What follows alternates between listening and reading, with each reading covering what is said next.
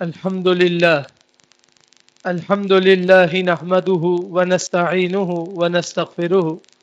ونعوذ بالله من شرور أنفسنا وسيئات أعمالنا من يهده الله فلا مضل له ومن يضلله فلا هادي له وأشهد أن لا إله إلا الله وحده لا شريك له وأشهد أن محمدا عبده ورسوله صلى الله عليه وسلم. اللهم صل على محمد وعلى آل محمد كما صليت على إبراهيم وعلى آل إبراهيم إنك حميد مجيد. اللهم بارك على محمد وعلى آل محمد كما باركت على إبراهيم وعلى آل إبراهيم إنك حميد مجيد. أعوذ بالله من الشيطان الرجيم وبوجهه الكريم وسلطانه القديم من الشيطان الرجيم من حمزه ونفخه ونفسه. بسم الله الرحمن الرحيم. يا أيها الذين آمنوا اتقوا الله حق تقاته ولا تموتن إلا وأنتم مسلمون. يا أيها الذين آمنوا اتقوا الله وقولوا قولا سديدا يصلح لكم أعمالكم ويغفر لكم ذنوبكم ومن يطع الله ورسوله فقد فاز فوزا عظيما. يا أيها الناس اتقوا ربكم الذي خلقكم من نفس واحدة وخلق منها زوجها وبث منهما رجالا كثيرا ونساء واتقوا الله الذي تساءلون به والأرحام إن الله كان عليكم رقيبا. وقال النبي صلى الله عليه وسلم فإن خير الحديث كتاب الله وخير الهدي هدي محمد صلى الله عليه وسلم وشر الأمور محدثاتها وكل محدثة بدعة وكل بدعة ضلالة وكل ضلالة في النار. أما بعد أعوذ بالله من الشيطان الرجيم وبوجهه الكريم وسلطانه القديم من الشيطان الرجيم من حمزه ونفخه ونفسه. بسم الله الرحمن الرحيم والله يحب المحسنين. اما بعد. اللہ سبحانہ و تعالی سورۃ آل عمران آیت نمبر 134 میں ارشاد فرما رہا ہے کہ اللہ ان لوگوں کو پسند کرتا ہے جو احسان کرنے والے ہیں، نیکی کرنے والے ہیں. جب تک انسان اللہ سبحانہ و تعالی کی مہربانیوں میں داخل نہیں ہوگا اور اللہ کے غضب سے خود کو نہیں بچائے گا، اس وقت تک وہ نیکی کرنے میں کامیاب نہیں ہو سکتا. اللہ سبحانہ و تعالیٰ کے غضب کو پہلے سمجھنے کی ضرورت ہے کہ وہ کون کون سی چیزیں ہیں جن کی وجہ سے انسان اللہ کے شدید غضب میں داخل ہو جاتا ہے. تو پہلی چیز سورہ اعراف آیت نمبر 152 ہے. اللہ سبحانہ و تعالیٰ فرما رہا ہے ان الذین اتخذوا العجل سینالہم غضب من ربہم وذلۃ فی الحیاۃ الدنیا وکذالک نجزی المفترین. وہ لوگ جنہوں نے بچھڑے کو اپنا معبود قرار دے دیا، ان کے لیے جلد ہی ان کے رب کا غصہ آ جائے گا اور انہیں دنیا کی زندگی میں بھی انتہائی ذلت اور رسوائی ملے گی. اور بہتان باندھنے والوں کو ہم اسی طرح سزا دیتے ہیں کہ ان کے پاس بچت کا کوئی ساز و سامان نہ ہوگا. اللہ سبحانہ و تعالیٰ کے ساتھ جب کسی بھی چیز کو شریک ٹھہرا دیا جائے تو اللہ سبحانہ و تعالیٰ انتہائی غضبناک ہو جاتا ہے اور انتہائی غصے میں ہوتا ہے. لہذا اللہ سبحانہ و تعالیٰ کے ساتھ شرک کو ہر سو ہر لمحے ہر موقع پر روکا گیا اور منع کیا گیا کہ انسان اللہ کے ساتھ کسی کو شریک اور اس کا ساتھی نہ ٹھہرائے. دوسری بات سورۃ الشورى آیت نمبر 16 میں فرمائی والذین یحاجون فی اللہ من بعد ما استجیب له حجتهم داحضۃ عند ربهم وعلیہم غضب ولہم عذاب شدید. وہ لوگ جو اللہ رب العالمین کے بارے میں اس کو تسلیم کرنے کے بعد بھی جھگڑتے ہیں، ان کی دلیل ان کے رب کے ہاں بالکل باطل ہے۔ جو اللہ کی ذات، اس کی صفات، اس کے احکام، اس کے کلام میں جھگڑتا ہے،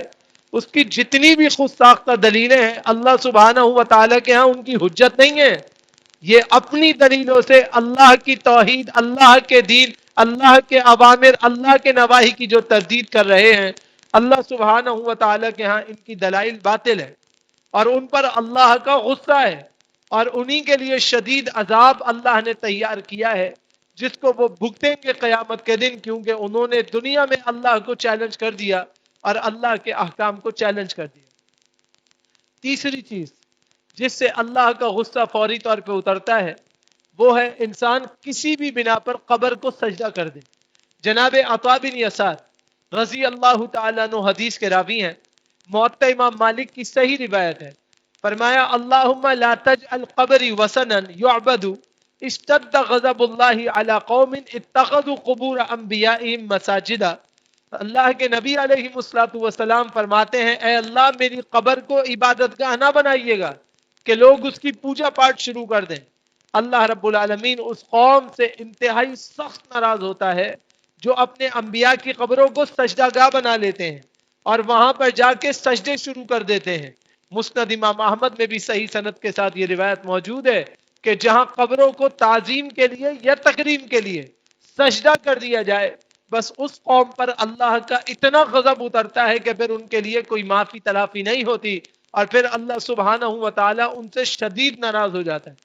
اسی طرح جو لوگ ایمان تو لائیں اللہ پر مگر ایمان لانے کے بعد کفر کریں اور اللہ کی شریعت کا، اللہ کی ذات و صفات کا انکار کر دیں، اللہ سبحانہ و تعالیٰ کا شدید ترین غصہ ان پر اترتا ہے۔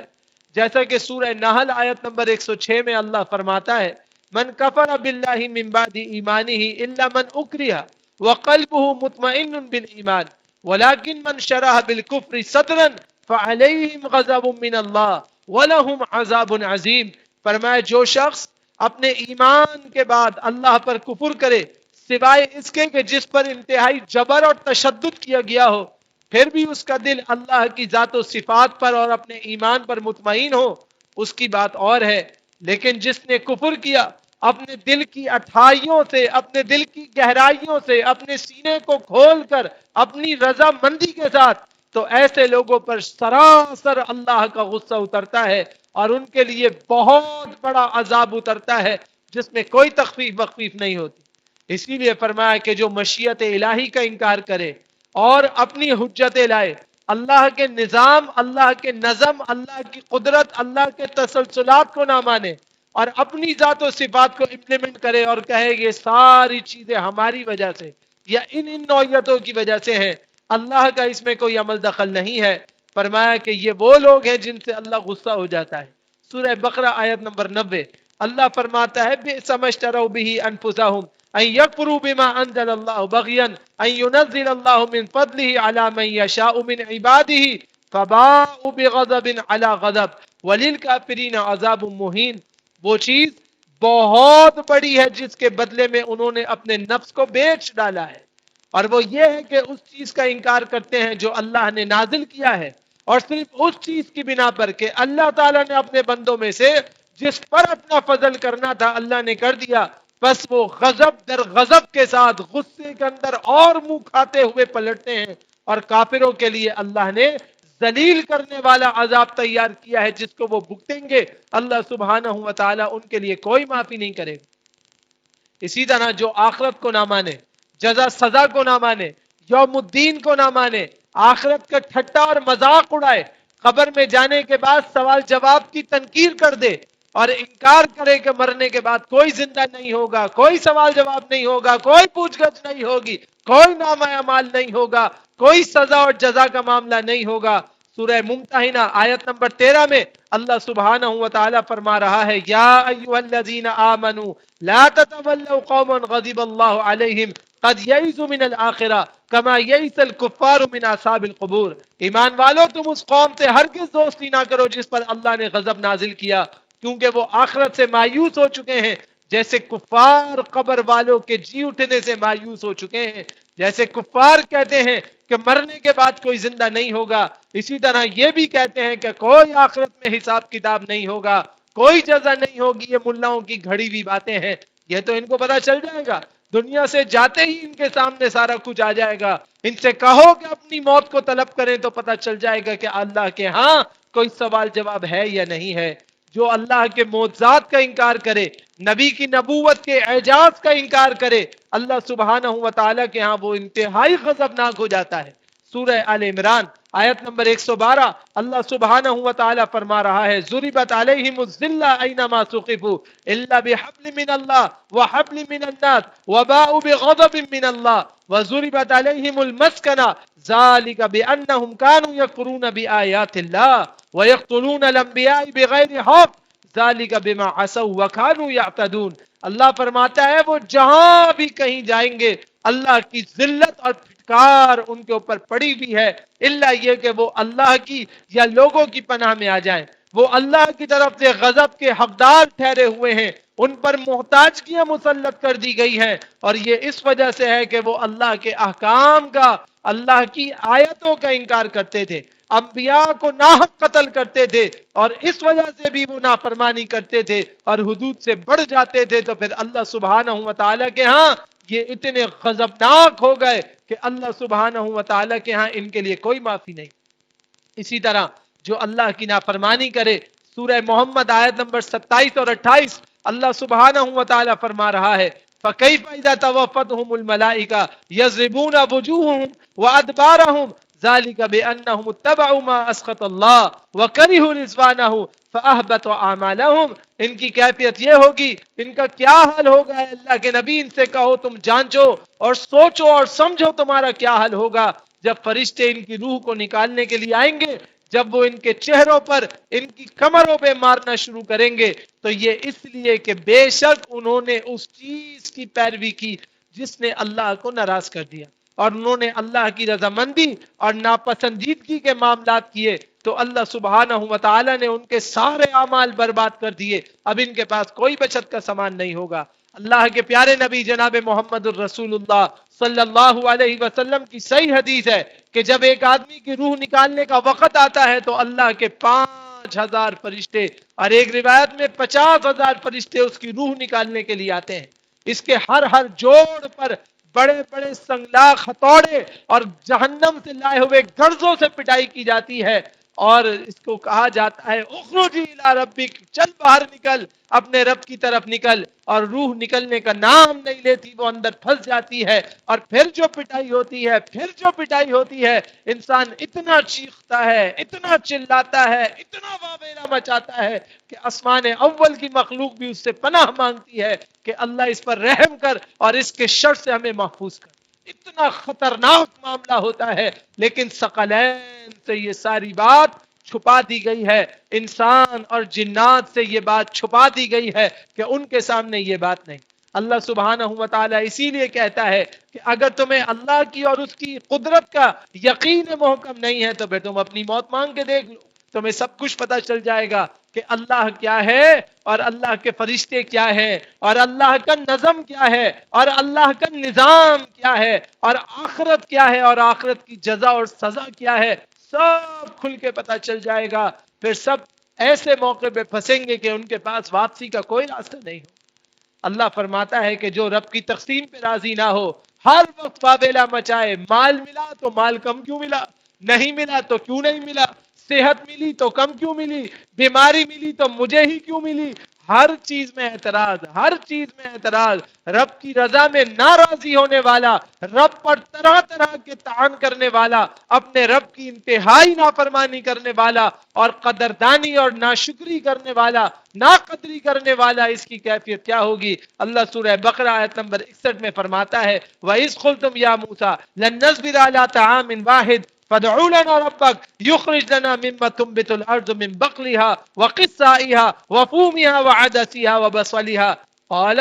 أَتَسْتَبْدِلُونَ الَّذِي هُوَ أَدْنَىٰ بِالَّذِي هُوَ خَيْرٌ اهْبِطُوا مِصْرَ فَإِنَّ لَكُم مَّا سَأَلْتُمْ وَضُرِبَتْ عَلَيْهِمُ الذِّلَّةُ وَالْمَسْكَنَةُ وَبَاءُوا بِغَضَبٍ مِّنَ اللَّهِ ذَلِكَ بِأَنَّهُمْ كَانُوا يَكْفُرُونَ بِآيَاتِ اللَّهِ وَيَقْتُلُونَ النَّبِيِّينَ بِغَيْرِ الْحَقِّ ذَلِكَ بِمَا عَصَوْا وَكَانُوا يَعْتَدُونَ۔ اللہ فرما رہا ہے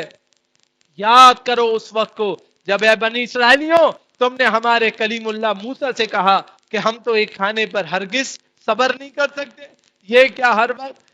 من اور سلوا آ جاتا ہے، ریش مرغن غذا بھونی ہوئی غذا آ جاتی ہے، اور یہ کیا حلوہ اوس کی طرح اترتا ہے اور روزانہ یہ دیا جا رہا ہے، ہم یہ نہیں کر سکتے، ہمارے لیے اپنے رب سے دعا مانگو کہ وہ ہمارے لیے اور چیزیں نکالے، ہمیں تو وہ کھانا ہے جو زمین اگاتی ہے، ہم اس کی ترکاریاں کھانا چاہتے ہیں، اس کے ساگ کو کھانا چاہتے ہیں، اس کی ککڑیوں کو کھانا چاہتے ہیں، اس کی گندم کو کھانا چاہتے ہیں، اس کی مسور کی دال کو کھانا چاہتے ہیں، یہاں پہ اگنے والے پیاز کو کھانا چاہتے ہیں۔ جناب موسیٰ علیہ السلام نے کہا اللہ اکبر، تم اللہ کی نعمتوں کو چھوڑ کر دنیا کی ارزاں چیزوں کی خواہش کو کرنے لگ گئے، تم ادنا چیزوں کو بدل رہے ہو اس چیز سے جو اس سے بہت بہتر ہے۔ اللہ نے فرمایا اچھا تمہیں یہ نعمتیں جو ہماری طرف سے اترتی ہیں وہ پسند نہیں آ رہی ہیں، تو شاباش اتر جاؤ شہر میں جا کے خود کاشت کرو، جب کاشت ہو جائے تو کھا لینا، اب جا کے کاشت کرو اور جب تک کاشت نہیں کرو گے کھانا نہیں ملے گا۔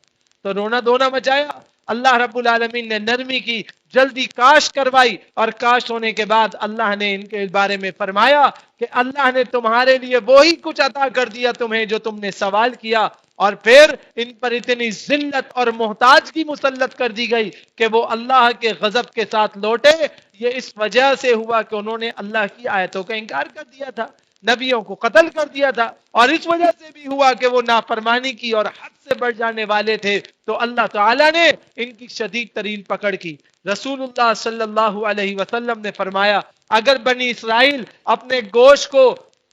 ریزرو کرنا شروع نہ کرتے، سیکیور کرنا شروع نہیں کرتے، جمع کرنا شروع نہ کرتے، تو گوشت کبھی نہ سڑتا۔ یہ گوشت سڑنا اس لیے شروع ہوا کہ اللہ کی طرف سے آزمائش تھی، اللہ نے ان کو عطا کیا، انہوں نے کہا رکھو رکھو جمع کرو، آج نہیں کل کھائیں گے، کل نہیں پرسوں کھائیں گے۔ اللہ سبحانہ و تعالی نے وہ نعمت چھین لی، بجائے اس کے کہ اللہ کے راستے میں خرچ کرتے، اپنے لیے ذخیرہ کرنے کی کوشش کی، تو اللہ نے اس کو سڑانا شروع کر دیا، اور پھر یہ فطرت ہو گئی کہ جس چیز کو زیادہ دن رکھا جائے گا وہ خراب ہو جائے گی اور وہ سڑ جائے گی۔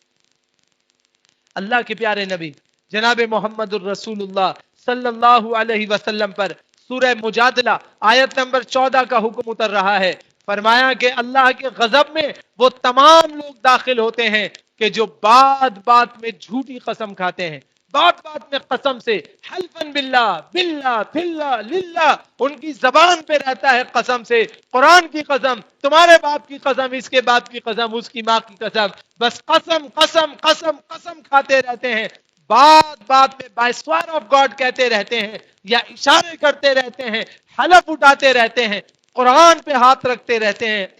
اللہ سبحانہ و تعالی ان سے خفا ہو جاتا ہے، اللہ سبحانہ و تعالی ان سب سے خفا ہو جاتا ہے۔ الم تر الی الذین تولوا قوما غضب اللہ علیہم ما هم منکم ولا منهم ویحلفون علی الکذب وهم یعلمون، آپ نے ان لوگوں کو نہیں دیکھا جنہوں نے اس قوم سے دوستیاں کر لی جن پر اللہ کا غصہ اترا تھا، اور وہ آپ میں سے بالکل نہیں ہو سکتے، اور نہ ان میں سے یہ داخل ہو سکتے ہیں، کیونکہ وہ تو جھوٹی قسمیں کھاتے تھے، اللہ پر ناحق باتیں بناتے تھے، حالانکہ وہ جانتے تھے کہ قسم میں جھوٹے ہیں، پھر بھی ناحق قسم اٹھاتے تھے اور اس کو مذاق سمجھتے تھے۔ حلف باللہ، اللہ کی قسم اٹھانا اتنی بڑی چیز ہے، اتنی بڑی چیز ہے کہ اگر کسی نے یہ ناحق اٹھائی تو یہ اس کے سر پر واپس آتی ہے، اور لعنت اتنی بڑی چیز ہے کہ اگر کسی نے دوسرے پر لعنت کی اور وہ اس کا مستحق نہ ہوا تو حدیث شریف ہے، اللہ کے پیارے نبی علیہ السلام نے فرمایا کہ یہ 7ویں آسمان تک پہنچتی ہے اور وہاں سے اوندھی کر کے لعنت کرنے والے پہ پلٹائی جاتی ہے کہ اس نے کیوں لعنت بھیجی۔ اللہ سبحانہ و تعالی اتنا غصہ ہوتا ہے۔ یہاں کاروبار بغیر قسموں کے نہیں ہوتا، یہاں بول چال، محاورات، معاملات، معاہدے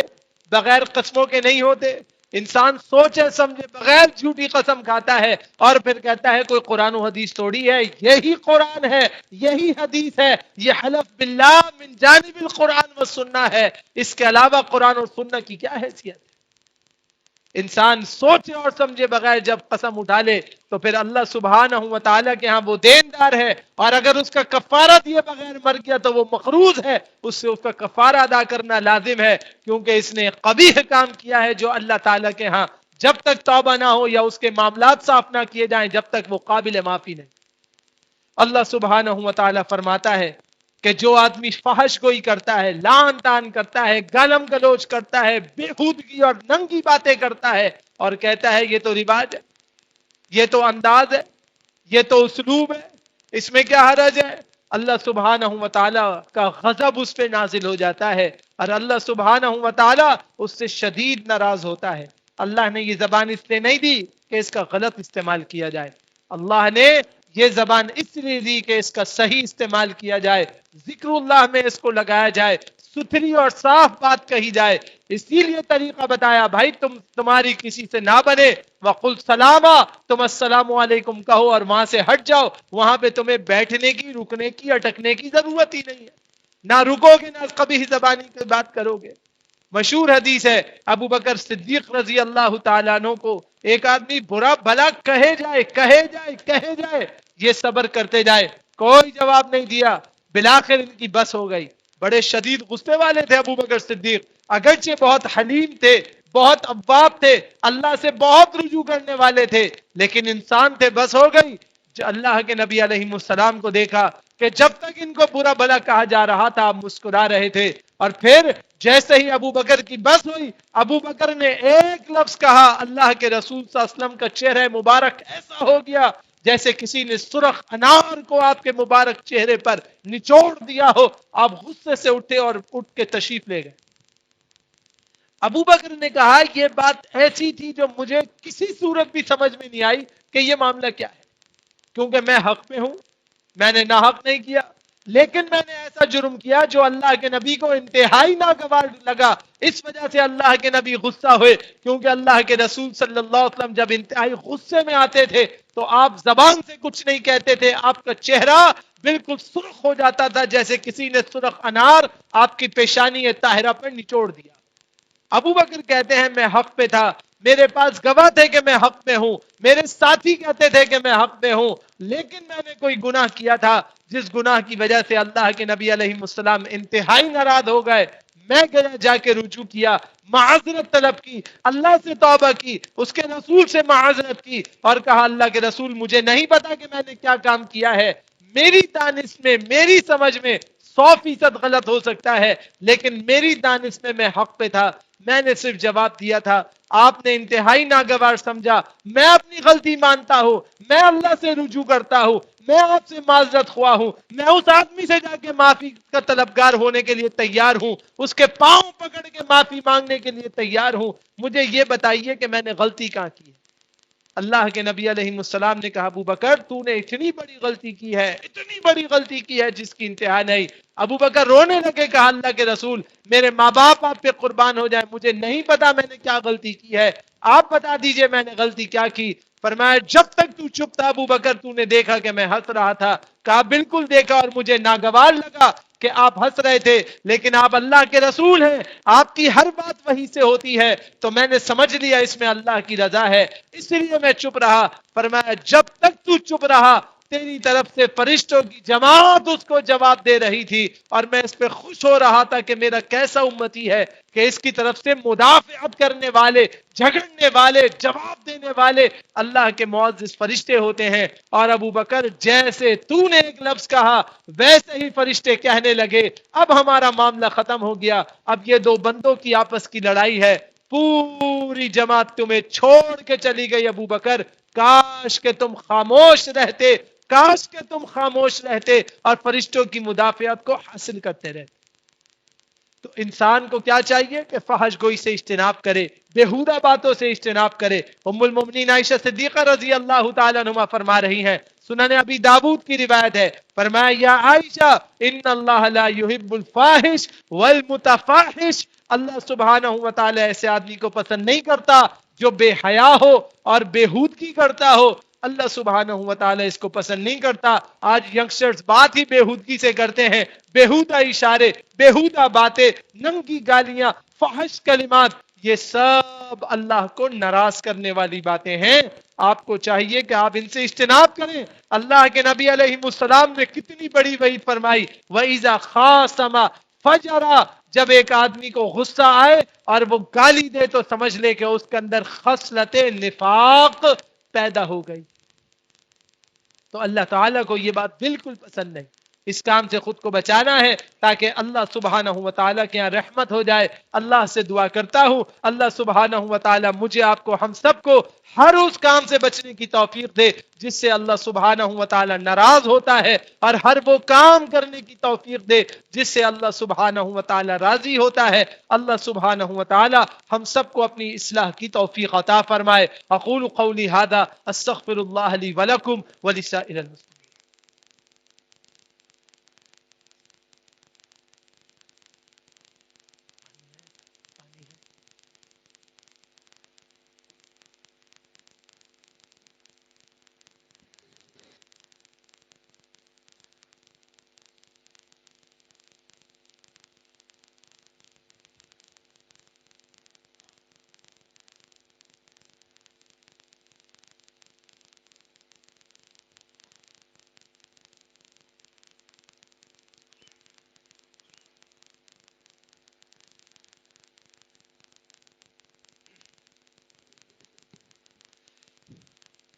الحمد لله الحمد لله نحمده ونستعينه ونستغفره ونعوذ بالله من شرور أنفسنا وسيئات أعمالنا. من يهده الله فلا مضل له ومن يضلله فلا هادي له. وأشهد أن لا إله إلا الله وحده لا شريك له وأشهد أن محمدا عبده ورسوله صلى الله عليه وسلم. اللهم لا مانع لما آتيت ولا معطي لما منعت ولا ينفع ذا الجد منك الجد. اللهم ربنا آتنا في الدنيا حسنة وفي الآخرة حسنة وقنا عذاب النار. رب ارحمهما كما ربياني صغيرا رب ارحمهما كما ربياني صغيرا. اذهب البأس رب الناس واشف أنت الشافي لا شفاء إلا شفاؤك شفاء لا يغادر سقما. أما بعد أعوذ بالله من الشيطان الرجيم. بسم الله الرحمن الرحيم. قال النبي صلى الله عليه وسلم إن الله يبغض البليغ من الرجال الذي يتخلل بلسانه تخلل الباقرة بلسانها. اما بعد,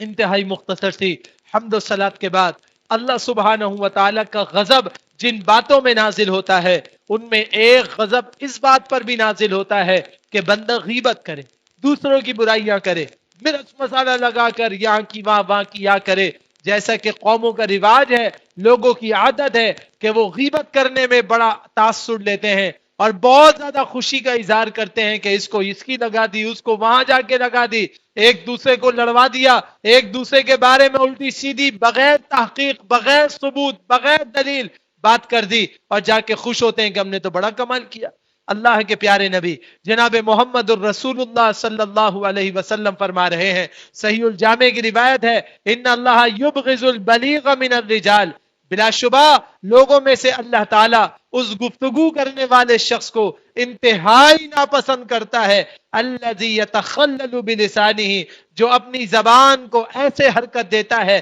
تخلل الباقرہ بلسانہا, جیسے گائے اپنی زبان کو حرکت دیتی ہے, گائے جگالی کرتی رہتی ہے, زبان ہلاتی رہتی ہے, اس کو بھی جہاں موقع ملے یہ لگائی بجائی کرتا رہتا ہے. اللہ سبحانہ و تعالیٰ ایسے لوگوں کو بالکل پسند نہیں کرتا اور اللہ سبحانہ و تعالیٰ کا غصہ ایسے لوگوں پہ نازل ہو جاتا ہے. اسی طرح فرمایا, مطرف ابن سمورہ رضی اللہ تعالیٰ عنہ اپنے والد سے روایت کرتے ہیں, شعب الایمان کی صحیح روایت ہے, ان اللہ یبغض البیت اللحمی, اللہ تعالیٰ چغلی کھانے والے شخص سے صراحتاً ناراض ہو جاتا ہے جو دوسروں کے بارے میں چغلیاں لگاتا ہے. اللہ سبحانہ و تعالیٰ ان سے ناراض ہو جاتا ہے. یہ ساری باتیں بیان کرنے کا مقصود کیا ہے؟ رمضان ابھی ابھی گیا ہے اور کیا ہمارے اندر یہ صفات پیدا تو نہیں ہو گئی؟ اگر ہو گئی تو ان کو چھوڑنے کی ضرورت ہے, اور اگر نہیں ہوئی الحمدللہ تو ان سے بچنے کی ضرورت ہے تاکہ انسان اپنے کی ہوئی نیکیوں کو جو اس نے رمضان میں کی ہیں وہ بچانے والا بن جائے. اور کامیاب اور کامران ہونے والا بن جائے۔ اسی لیے فرمایا کہ جو شخص زنا کرتا ہے، اللہ سبحانہ و تعالی زنا ہے کی کوئی بھی نوعیت ہو، کسی بھی طرح سے انسان کی شہوت کا اظہار ہو، جو ناحق ہو، حرام ہو، اللہ سبحانہ و تعالی اس سے بھی ناراض ہوتا ہے۔ امام غزالی رحمہ اللہ فقہ السیرہ کے اندر ارشاد فرماتے ہیں کہ اللہ کے رسول صلی اللہ علیہ وسلم کی صحیح حدیث ہے، اذا شاء الزنا والربا فی قریۃ فقد احلت بنفسها غضب اللہ۔ جب کسی بستی میں زنا عام ہو جائے اور سود عام ہو جائے تو وہ اللہ کے غضب کے مستحق ہوتے ہیں، پھر اللہ کا غصہ اترتا ہے، پھر سارے وسائل ہوتے ہیں ان کے اوپر کشائش بند ہو جاتی، اللہ تعالیٰ ناراض ہو جاتا ہے، اللہ اتنا خفا ہو جاتا ہے کہ اللہ سبحانہ و تعالی برکات اور ثمرات کے باوجود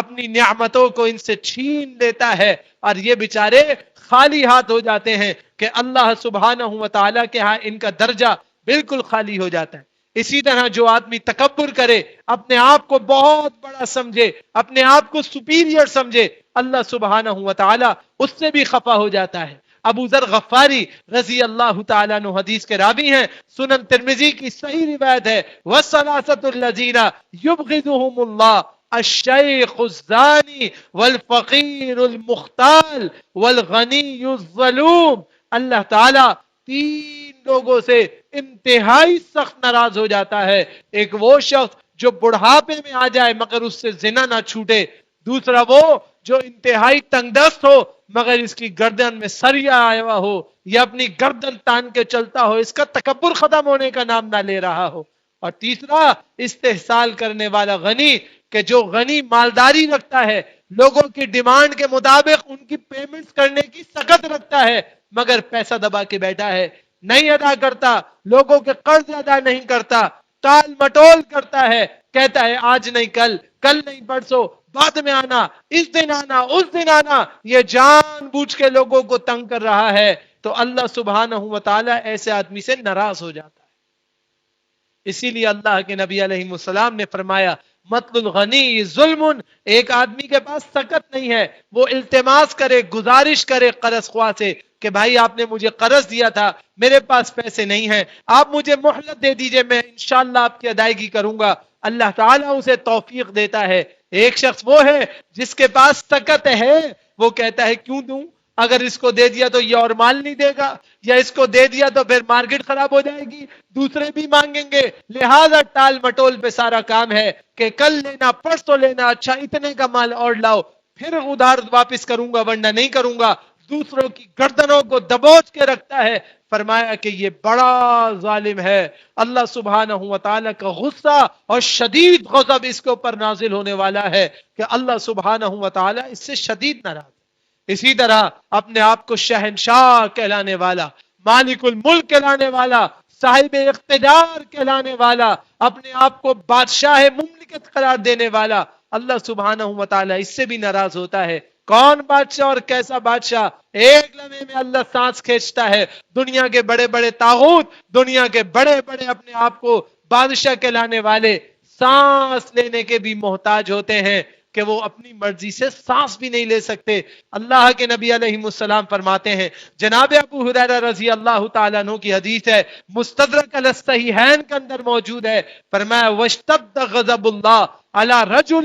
تسمى ملک الاملاک لا ملک الا اللہ عز وجل۔ اللہ تعالیٰ اس شخص سے انتہائی ناراض ہوتا ہے جو خود کو بادشاہوں کا بادشاہ کہلائے۔ ایک روایت میں وَلَا تَقُلْ شَہِنْشَاہ، اپنے آپ کو شہنشاہ نہ کہلاؤ۔ یہ شہنشاہ ہندی زبان کا لفظ تھا جو فارسی سے منتقل ہوا تھا، شاہ، ہند، شاہ، یہ الگ الگ تین لفظ تھے، ملا کے بنایا گیا تھا، لیکن اللہ کے نبی علیہ السلام کو بتایا گیا اور اللہ کے نبی نے نام لیا وَلَا تَقُلْ شَاهِنْشَاہ، اپنے آپ کو شہنشاہ نہ کہلاؤ۔ یہ مغل اپنے آپ کو شہنشاہ کہلاتے تھے، ان کا انجام کتنا عبرتناک ہوا، پوری کائنات نے دیکھا کہ جنہوں نے اپنے آپ کو بادشاہوں کا بادشاہ کہلایا، اللہ نے انہیں زمین کی دھول بنا کے چٹا دیا اور ان کی ایسی تیسی کر دی۔ اسی لیے فرمایا کہ اللہ تعالیٰ بادشاہوں کا بادشاہ اپنے آپ کو کہلانے سے انتہائی ناراض ہوتا ہے۔ اسی طرح قاضی القضات، اپنے آپ کو کہلانا، اللہ سبحانہ و تعالی اس کو پسند نہیں کرتا۔ اسی طرح قاضی شرح تھے، ان کی کنیت تھی ابو الحکم، یعنی یہ وہ آدمی ہے جس کا فیصلہ 100% صحیح ہوتا ہے۔ اللہ کے نبی علیہ السلام کے پاس آئے تو کہنے لگے کہ جی میں لوگوں میں فیصلہ کرتا ہوں۔ آپ نے فرمایا تیرا نام کیا ہے؟ اس نے کہا جی میں ابو الحکم ہوں۔ کہا استغفر اللہ، تو ابو الحکم نہیں، حکم تو اللہ ہے، فیصلہ کرنے والا اٹل ذات اللہ کی ہے، اللہ کے علاوہ کوئی فیصلہ کرنے والا نہیں ہے، تو ابو الحکم نہیں ہے، تیری یہ کنیت غلط ہے، کیوں نام رکھا ہے؟ کہنے لگا جی لوگوں میں فیصلہ کرتا ہوں، فیصلے میں معروف ہوں، مجھے ابو الحکم کہا جاتا ہے کہ صاحب الامر ہے، اس کا فیصلہ 100% صحیح ہوتا ہے۔ کر فرمایا یہ نام بالکل غلط ہے، تیری اولاد ہے؟ کہا 5 بیٹے ہیں اور بیٹیاں الگ ہیں۔ فرمایا بڑا بیٹے کا نام کیا ہے؟ فرمایا جی میرے بڑے بیٹے کا نام شرح ہے۔ فرمایا انت ابو شرح، آج سے تو ابو شرح ہے، ابو الحکم نہیں۔ اللہ کے نبی علیہ الصلوۃ والسلام نے ایسے قبیح نام جس کے اندر انسان کو تکبر ہو ان کو رکھنے سے بھی منع کیا ہے اور ان کو استعمال سے بھی منع کیا ہے، کیونکہ اللہ سبحانہ و تعالی اس سے غصے میں آ جاتا ہے۔ اب وقت چونکہ پورا ہو رہا ہے اور چھوٹی چھوٹی 2-3 باتیں باقی ہیں، اس لیے میں اپنے وقت کے اندر بات پوری کروں گا انشاءاللہ۔ اللہ کے نبی علیہ السلام فرماتے ہیں وہ سربراہ مملکت جو رعایا کا خون چوسے، ان پر ظلم و ستم کے پہاڑ توڑ دے، اللہ تعالیٰ اس سے ناراض ہو جاتا ہے۔ صحیح الامام ابن حبان کی صحیح روایت ہے، ابو ہریرہ رضی اللہ تعالیٰ عنہ حدیث کے راوی ہیں، اربعۃ یبغضهم اللہ والفقیر المختال والشیخ الزانی والامام الجابر۔ سلسلہ احادیث صحیحہ کی روایت ہے 4 لوگ ایسے ہیں اللہ ان سے ناراض ہے، ان میں ایک وہ تنگ دست جو متکبر ہو، وہ بوڑھا جو زانی ہو، اور ظلم کرنے والا جو بادشاہ ہو، اللہ سبحانہ و تعالی ان سے ناراض ہوتا ہے۔ لہذا جب اللہ نے طاقت دی، امر دیا تو لوگوں کو سہولت دی جائے، لوگوں پہ تخفیف کی جائے، لوگوں کو معافی دی جائے۔ اسی طرح جس نے ظلم کا ساتھ دیا، عبداللہ ابن عمر رضی اللہ تعالیٰ عنہ حدیث کے راوی، سنن ابن ماجہ کی صحیح روایت، من اعان علی خصومت بظلم او یعین علی ظلم لم یزل فی سخط اللہ حتی ینزع، جو انسان لڑائی میں ظلم کا ساتھ دیتا ہے اس وقت تک اللہ کی ناراضگی میں رہتا ہے جب تک وہ باز نہیں آتا۔ آج ظلم کے خلاف اٹھنے کے لیے جو کوشش کرے، سب سے پہلے ہم آگے بڑھ کے اس کی ٹانگیں کھینچ لیتے ہیں، اس کے اوپر یہ فتویٰ لگا دو، اس کے اوپر وہ فتویٰ لگا دو، اس کو کام نہیں کرنے دو، اس کو ظلم کے خلاف اٹھنے نہیں دو، اس لیے کہ ہمارے دل پتھر کے ہو گئے، پتھر کے، ہم ظلم کر کر کے خود ظالم اور جابر بن گئے، ہمیں کسی کا کوئی غم اور فکر نہیں ہے، اس لیے ہم کبھی ظلم کے خلاف کھڑے نہیں ہوتے۔ اللہ کے بندو، یہ رمضان جو ابھی گزرا ہے اس نے آپ کے دل میں ایمان کی حلاوتیں بھر دی ہیں، اس نے آپ کے دل میں ایمان کی طاقتوں کو لبریز کر دیا ہے۔ اب آپ کے ایمان اس بات کا مقتضا ہے کہ آپ ظلم کے خلاف کھڑے ہو جائیں اور ظلم و زیادتی کے خلاف مسلمانوں کا ساتھ دیں۔ اسی لیے جو آدمی چمٹ جائے سوال کرنے کے لیے اور بندوں کے پیچھے لگ جائے، اب پیچھے ہی نہیں چھوڑ رہا ہے۔ ابو ہریرہ رضی اللہ تعالیٰ عنہ کی حدیث ہے، معجم کبیر طبرانی میں اور صحیح الجامع میں ہے، ان اللہ تعالی یبغض السائل الملحف، لحاف بن کے چمٹ کے پیچھے لگ جائے کہ مجھے پیسے چاہیے، میری ضرورت ہے، کہیں سے بھی کرو مجھے تو چاہیے۔ فرمایا ایسے آدمی سے اللہ شدید ناراض ہوتا ہے، اللہ سے مانگنا چاہیے۔ اللہ کو چھوڑ کر جب بندوں کے پیچھے لگ جائے اور بندوں کے پیچھے ہی لگ جائے، ہر وقت مطالبہ، ہر سو مطالبہ، تو پھر اللہ تعالیٰ معاف نہیں کرتا۔ اسی طرح جو مومن کو ناحق قتل کر دے، اللہ فرماتا ہے وَمَن يَقْتُلْ مُؤْمِنًا مُتَعَمِّدًا فَجَزَاؤُهُ جَهَنَّمُ، جو مومن کو جان بوجھ کے قتل کرے گا اس کا ٹھکانہ جہنم ہے، جہنم ہے، جہنم ہے، اس کے لیے بچت کا کوئی راستہ نہیں۔ لہذا انسان کو کیا چاہیے؟ انسان اللہ سبحانہ و تعالیٰ کی تعلیمات کے مطابق اپنے آپ کو ڈھالے۔ اور آخری بات، جناب ابو ہریرہ رضی اللہ تعالیٰ عنہ حدیث کے راوی ہیں، سنن ترمذی میں روایت موجود ہے، انہ من لم یسأل اللہ یغضب علیہ، جب انسان اللہ سے دعا کرنا چھوڑ دیتا ہے تو اللہ تعالیٰ اس سے ناراض ہو جاتا ہے۔ لہذا اللہ کی ناراضگی سے بچیے، اللہ کی ناراضگی سے اپنے آپ کو بچانے کی کوشش کیجیے تاکہ رہنمائی الہیہ حاصل ہو جائے۔